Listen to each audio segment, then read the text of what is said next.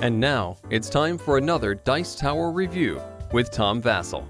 Hey everybody, I'm Tom Vasel, and today we're taking a look at the Whatnot Cabinet, a game of rare, unusual, and intriguing objects. This is a game where you have a shelf and you're filling it with rare, unusual, and intriguing objects. And man, what a cool, colorful thing. What a weird name, but a good name. This is a very short, very simple game where you're drafting of sorts tiles, putting them in a cabinet, trying to follow specific rules. Here's how it plays.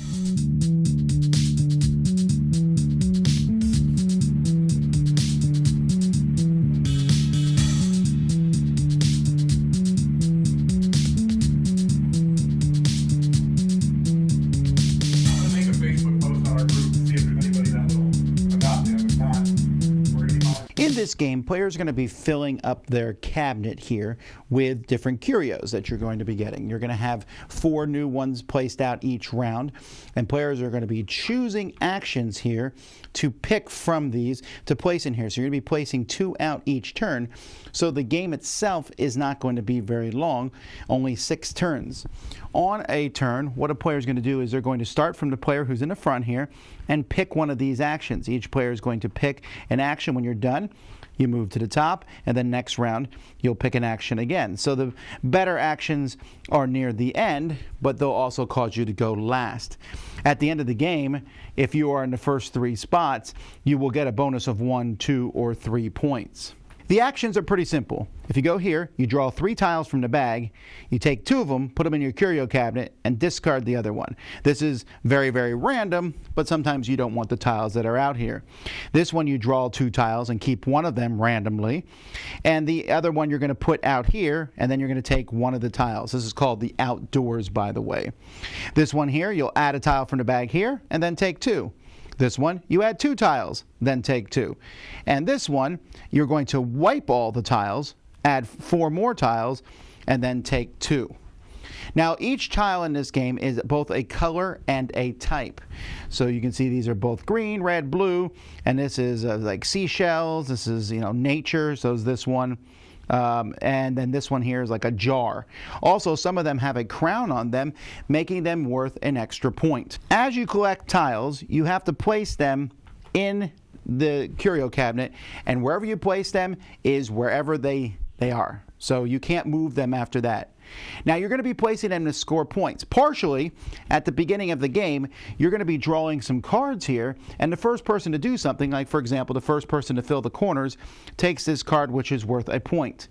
Or the first person to have 4 of the same object anywhere will take 2 points. And there's going to be 5 different cards each time. But more importantly than that, you are trying to fill rows and columns. You're either going, for columns, you're thinking about colors.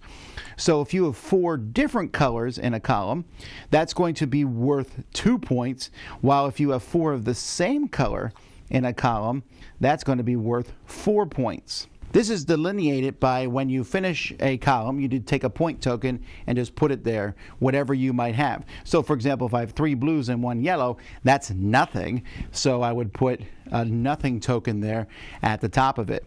Rows are about types. So if I have 3 different types here, doesn't matter what the colors are, that's going to be worth 1 point. And if I have 3 of the same type, and again, these are all the same color, but they're also all the same type, then that's going to be 3 points. And if you have 2 of one type and 1 of another, again, that's going to be worth nothing. So this is an example of a completely finished board. So you can see I'm going to get 4 points for this, nothing here because I have 2 of the same color, and 2 points for that one.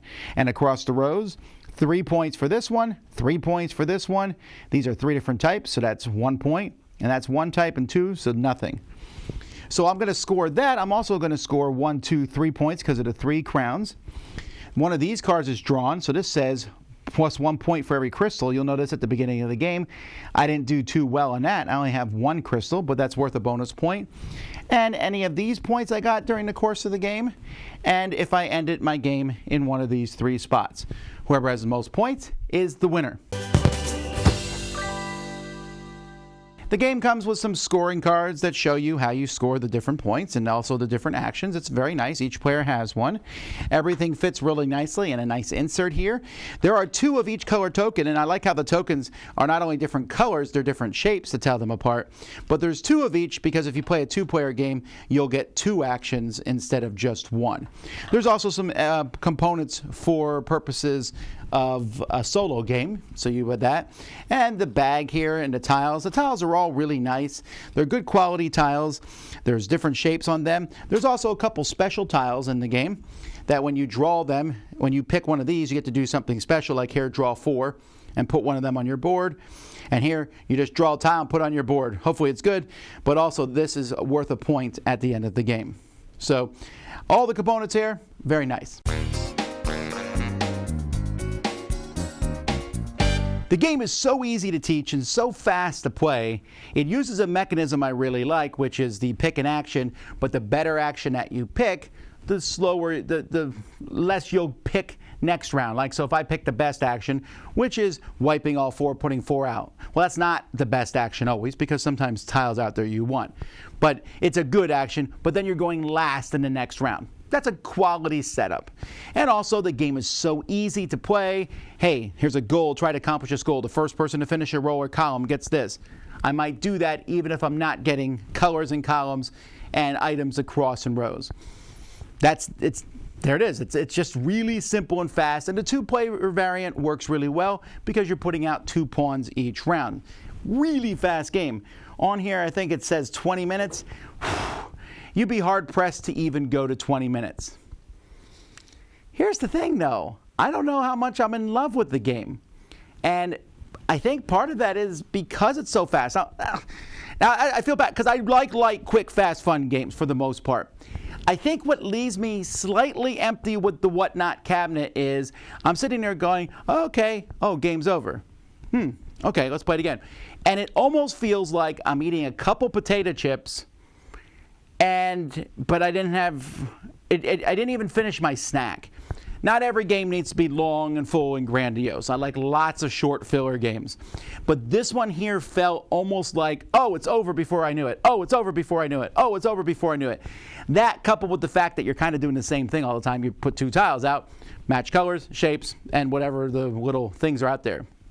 So I don't know. I don't know why this one isn't grabbing me. Don't get me wrong. I think a lot of people are going to like it. And if you said, hey, I'm looking for a small filler game, do you recommend the Whatnot cabinet? I'd be like, yeah, I think you should try it. This is Tom just kind of wasn't that interested in it. It's beautiful. I mean, Pencil First Productions has some of the best looking stuff on the market. There's no question of that.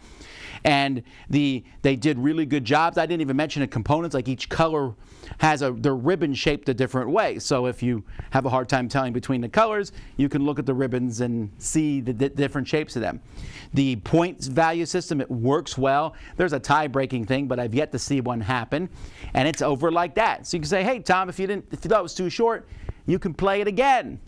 Yeah, but the second game feels same as the first. And I don't know. The theme is whatever. It's not there at all. You're collecting good things, and okay, fine. You're filling a shelf with different items, and that's fine. But the theme isn't attracting me. It's just the mechanisms and the designers. Beth Sobel, Steve Finn, Eduardo Braff. I mean, I think Beth is the artist, but the simplicity of all these designers, they do a good job. I like their stuff normally. This one I'm having a hard time kind of saying why it just didn't appeal to me. But so the best I can come up with is I just feel like every time I play this, the game ends before I felt like it got started. And yes, you could just play another game, but I'm starting from scratch again. And it's like I said, I eat a little bit of food and then I'm empty again. Then I eat a little food and I'm never getting full. Which again is kind of the point of the filler game, the game you'd play between other ones. It's just that I would probably prefer to play something slightly more robust or something that feels like it has a stronger ending. I don't know, which is weird because after I'm done with saying all that, I think a lot of people are really going to like this game. So check out what other people think. Realize I am probably the minority on this. My kids enjoyed it, although not a ton. They thought it was okay, so they might give it closer to the same ratings as me. But you can't go wrong probably getting this because you're definitely going to have a quick, fun, fast time. To me, it was quick and it was fast. It just wasn't fun enough. I'm Tom Vasel, and this is the Whatnot Cabinet. Dice Tower Judgment, a solid little filler.